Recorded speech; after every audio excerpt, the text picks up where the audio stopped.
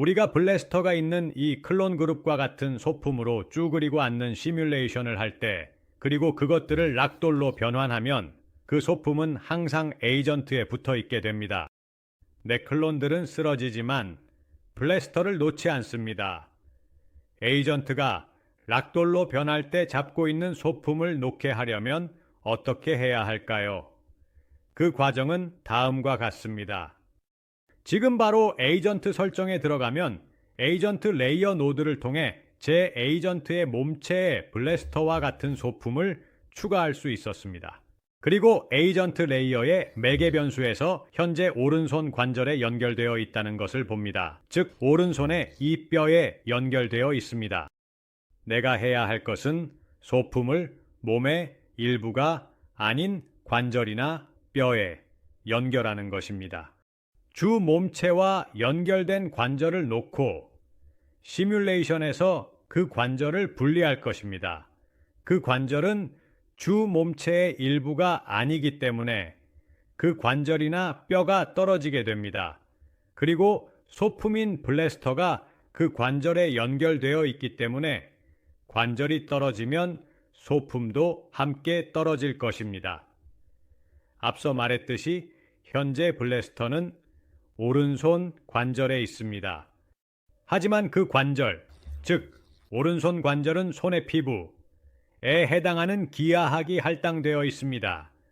내가 놓으라고 말하면 오른손 관절을 나머지와 분리하면 할당된 기하학도 함께 움직일 것입니다. 그렇다면 내 캐릭터의 메쉬가 깨질 것이라는 의미입니다. 그럼 어디서 가져와야 하나요? 어떤 기하학도 할당되지 않은 관절, 즉 나머지와 문제없이 분리할 수 있는 관절이 필요합니다. 이제 제가 어떻게 하는지 말씀드리겠습니다. 블렌더로 가서 파일에서 FBX를 가져옵니다. T포즈, 상태의 캐릭터 FBX를 가져옵니다. 이제 탑, 키를 눌러 편집 모드로 들어갑니다. 우리의 캐릭터 자세가 바뀌는 것을 볼 수 있습니다. 이것은 우리가 이전에 믹사모에서 내보낸 T포즈이고 이 다른 것은 모델러가 만든 기본 포즈입니다. 이제 오른쪽 상단의 아웃라이너 섹션으로 가서 아마추레를 선택합니다. 이것이 우리의 캐릭터 리그인 골격입니다.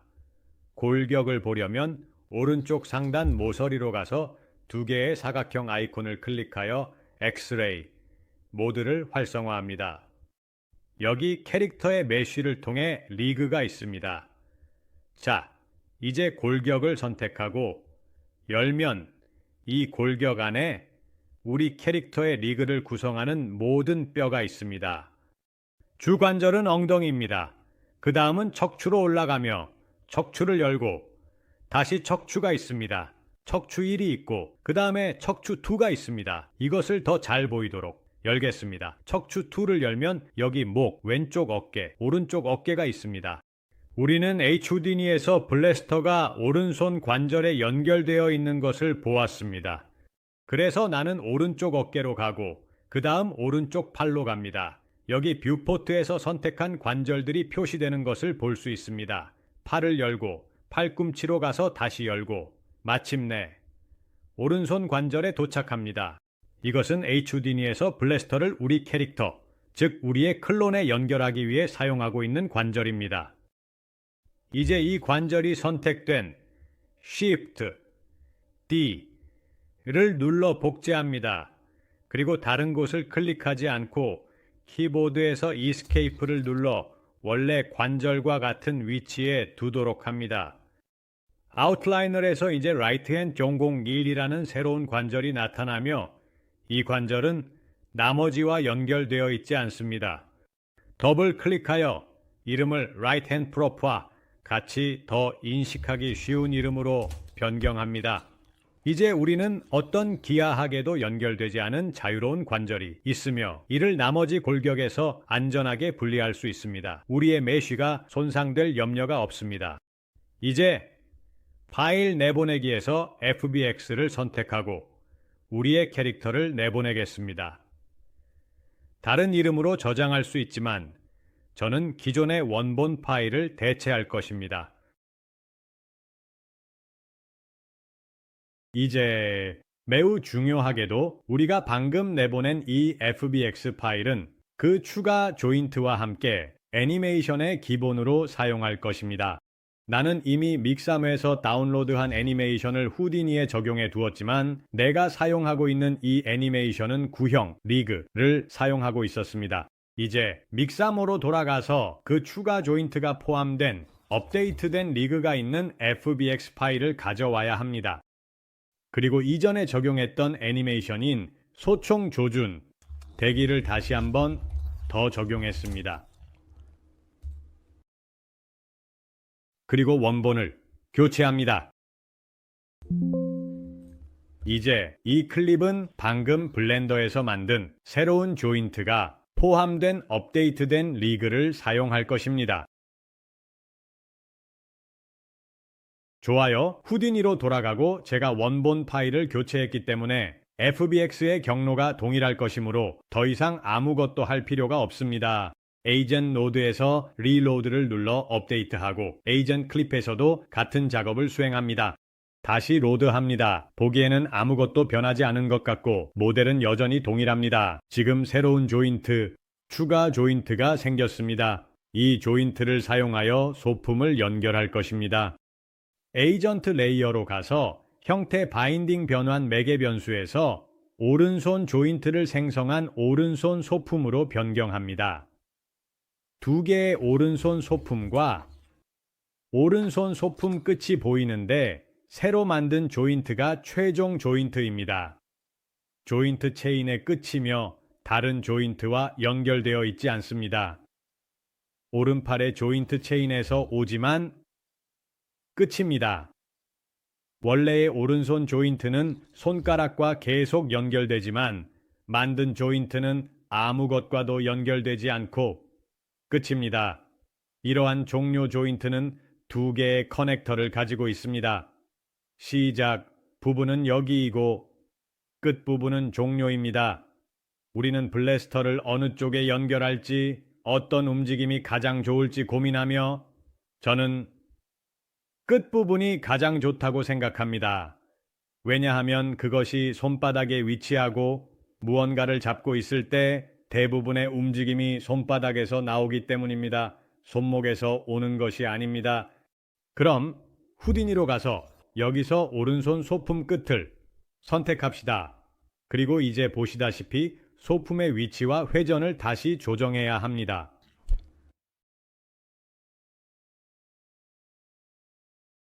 결과를 확인하고 재생 버튼을 눌러 블래스터가 해당 조인트에 연결되어 있는 것을 봅니다. 이제 오른손 소품 끝입니다. 좋습니다. 이제 다음 단계입니다. 여기 제 캐릭터의 충돌 형태를 만든 에이전트 컬리션 레이어 노드가 있습니다. 하지만 소품은 블래스터는 어떤 충돌 형태도 할당되지 않았기 때문에 떨어지면 바닥을 통과하게 됩니다. 사실 이미 여기에서 시뮬레이션 결과를 볼 수 있습니다. 시뮬레이션을 재생해보니 블래스터가 충돌 형태가 할당되지 않아 지면을 통과하는 것을 확인했습니다. 이를 위해 우리는 에이전트 설정으로 가서 에이전트 충돌 레이어 노드로 이동합니다. 수동으로 생성합니다. 여기에서 충돌 형태를 주면 상단 아래에 나타나고 목록에서 오른손 소품 끝 조인트를 선택합니다. 이제 수동으로 선택한 이 조인트들로 인해 문제가 발생하는데 우리는 여기에서 충돌 형태를 조금 구식의 방법으로 만들어야 합니다. 이 캡슐 형태가 여기 있고 블래스터를 덮도록 다시 모델링 할 것입니다. 기본적으로 캡슐 형태가 설정되지만 제가 생각하기에 더 잘 맞는 것은 박스 형태, 즉 상자입니다. 이렇게 하면 소품이 바닥에 떨어질 때 계속 굴러가는 것을 방지할 수 있습니다. 박스를 놓으면 직각이 있기 때문에 더 쉽게 멈출 수 있습니다. 이제 시뮬레이션으로 돌아가서 재생하면 우리의 블래스터가 바닥과 충돌해야 합니다. 이제 실제로 소품이 이제 충돌 형태가 할당되었기 때문에 바닥에 충돌합니다. 하지만 이 충돌 방식은 소품 자체에 할당된 것이 아니라 오른손 소품 끝에 제약 조건에 할당되어 있다는 점을 기억해야 합니다. 이제 이 모든 문제의 핵심이 나옵니다. 제가 만든 그 조인트, 즉 오른손 소품이 나머지 부분에서 어떻게 분리되게 할 수 있을까요? 그런 것들을 제어할 수 있는 매개 변수나 옵션이 있을까요? 그렇습니다. 하지만 겉으로 보기에는 그리 명확하지 않습니다. 여기 SOPS에서 우리의 시뮬레이션을 테스트하는 데 사용했던 T-시뮬레이션 레그돌 노드가 있고 이는 지오메트리 노드에 있습니다. 락돌 탭에서 여기 디스플레이 콜리전 레이어를 선택하면 낙하할 때 충돌 형태에서 정확히 어떤 일이 발생하는지 볼 수 있습니다. 나는 몸에 이 흰색 캡슐들이 있고 소품, 즉 조인트에 이 상자가 있다는 것을 봅니다. 그리고 떨어질 때 모든 것이 지면과 충돌하며 제대로 작동합니다. 여기까지는 아주 좋습니다. 이제 제약 조건 탭에서 이 두 번째 상자가 우리에게 말해줍니다.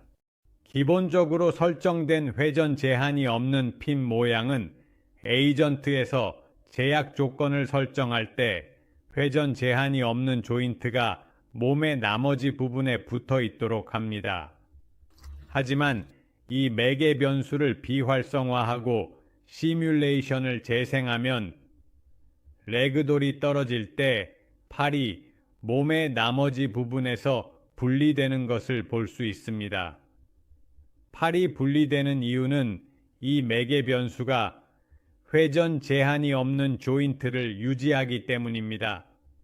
예를 들어 회전 제한이 0인 조인트는 몸의 나머지 부분에 연결되어 있습니다.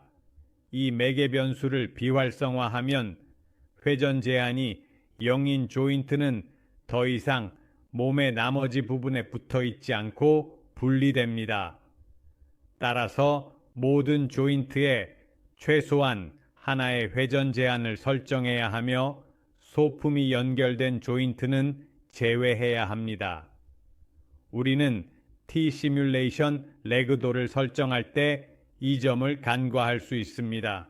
예를 들어 다리는 비틀림 축에서 회전하지 않으므로 0과 0으로 설정할 수 있다고 생각하지만 소품을 분리하고 싶다면 최소한 1, 1로 설정해야 합니다. 어떤 값이 있어야 합니다. 그래서 제가 할 일은 트위스트 로테이션 레인지가 0, 0인 모든 것을 1, 1로 변경하는 것입니다.